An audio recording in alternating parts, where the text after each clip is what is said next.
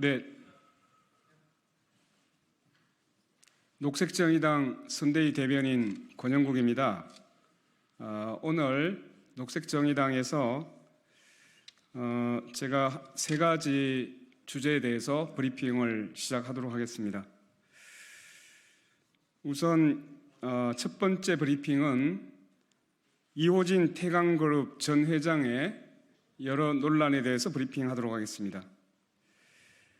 이호진 태광그룹 전 회장을 철저히 수사하고 이 전 회장을 특별 사면한 대통령 윤석열은 심판받아야 합니다. 2023년 8월 윤석열 대통령의 광복절 특사였던 태광그룹 이호진 전 회장이 복권되지 2개월 만에 횡령 배임으로 압수수색을 받더니 이번에는 반성문 갑질을 한 것이 드러났습니다. 2022년 10월 당시 광복절 사면 복권 명단에서 자신이 빠지자 고문 변호사와 법무팀장에게 자신의 사면에 소홀했다며 반성문을 제출하라 지시한 것입니다. 반성문 제출을 지시한 그 이듬해인 2023년 광복절 특사로 이호진 전 회장이 특별 사면을 받았습니다. 반성문 갑질을 당한 변호사는 다름 아닌 이공로 법무부 차관의 남편이었고, 이공로 법무부 차관은 이호진 전 회장 특별사면 심사에 참여했음이 밝혀진 바 있습니다. 결국 이호진 전 회장은 변호사에게 반성문 작성 갑질을 하고 변호사의 배우자가 사면 심사 회의에 참석해서 사면 받은 것 아니냐는 의혹이 있습니다. 또한 이호진 전 회장 출소 이후 태광그룹은 수억 원의 비자금 조성 등의 혐의로 경찰 수사를 받고 있습니다. 장부에는 이 전 회장의 개인 가족 문제에 쓰인 걸로 보이는 내역 수천만 원이 적혀 있었고, 또 경찰과 국회 등 주요 기관에 건품을 건넨 기록도 있습니다. 장부를 보관하고 있던 그룹의 전 대표는 이 전 회장에게 이 내용을 다 보고했다고 주장하고 있습니다. 반성문 갑질, 사면 정경 유착, 황제 보석, 보석 중 폭행 연루, 김치 갑질, 비자금 조성 의혹, 그야말로 갑질 제조이기며 불법 제조기이기도 합니다. 법 위에 존재하는 자입니다. 검찰은 이호진 전 태광그룹 회장을 다시 철저히 수사할 것을 촉구합니다. 지난해 윤석열 대통령은 불법 제조기 이 전 회장을 특별 사면해 줌으로써 사법권을 심각하게 침해했습니다.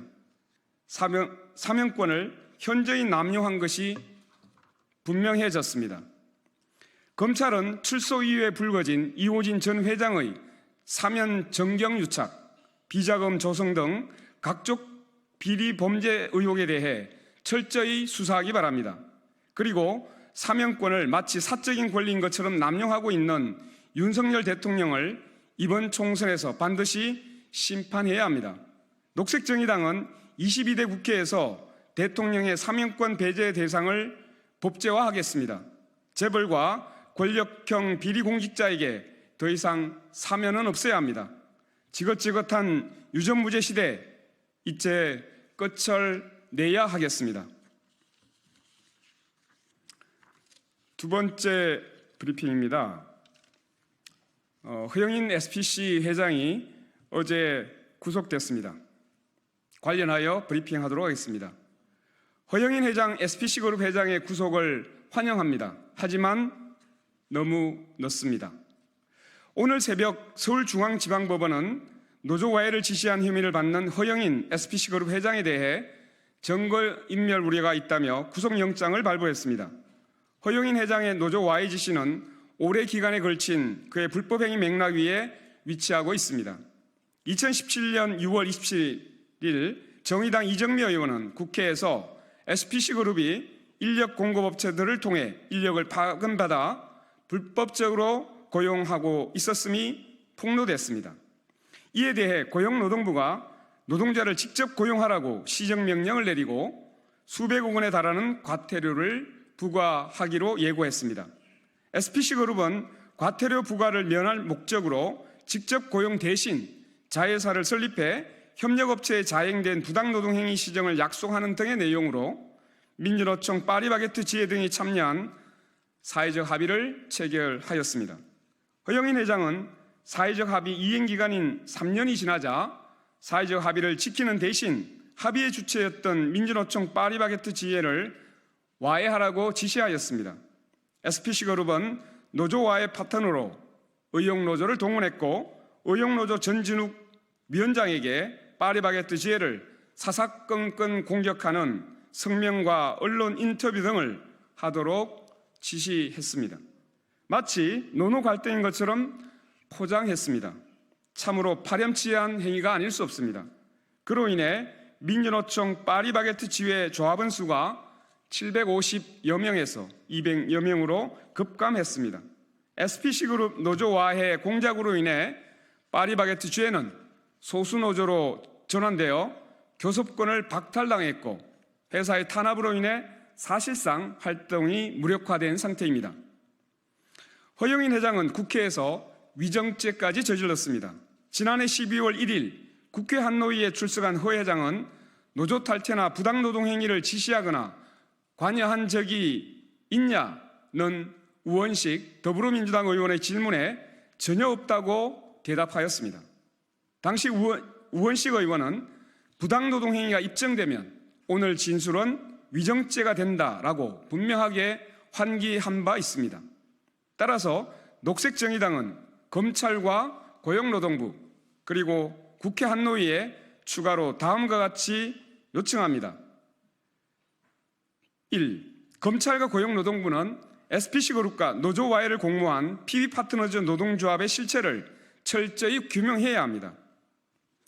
노조 안임 처분을 통해 민주노총 파리바게뜨 지회의 단체 교섭권을 회복시켜야 합니다.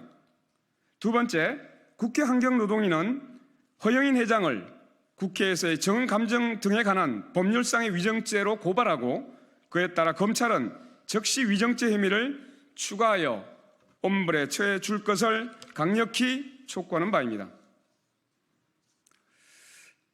세 번째 브리핑입니다. 윤석열 정권은 부자 감세로 국가 재정을 거들내고 있습니다. 윤석열 정권을 심판해야 하는 핵심적인 이유입니다.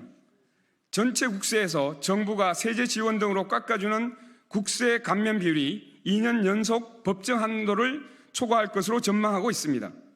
2024년 조세 지출 기본 계획을 보면 올해 국세 감면액 전망치는 77조 1천억 원으로 집계됐습니다. 1년 전인 2023년 국세 감면액 전망치보다 10.9% 늘어난 것으로 역대 최대치입니다. 국세 이외에도 각종 부담금까지 줄줄이 폐지와 감면을 추진하고 있습니다. 부자 감세는 조세 국가를 위기로 내몰며 복지와 균형 발전을 위한 국가의 공적 속성을 약화시키게 됩니다. 정부 여당이 기업과 부동산 등 가진 자들의 이해관계를 노골적으로 우선시하며 밀어붙이는 일련의 감세 정책은 사회 양극화를 현저히 심화시킬 것임은 너무나 명확합니다. 지금은 복지 비용과 기후위기 대응 및 산업구조 변동에 따르는 비용의 부담을 위한 재정 여력을 정세로 확보해야 하는 때입니다. 그럼에도 윤석열 정부는 공적 임무를 위한 재정 여력을 극도로 고갈시키고 있습니다. 조세 국가의 기초를 무너뜨리고 있는 윤석열 정권의 기초를 우리가 무너뜨려야 합니다. 감세에 내동하고 있는 민주당식 심판이 아니라 복지국가 발전의 기반을 재건하고 산업전환과 불평등의 비용을 우리 사회 전체가 함께 나누는 대안적 복지체제를 지향하는 연대의 방식으로 윤석열 정권을 이번 총선에서 심판합시다. 고맙습니다.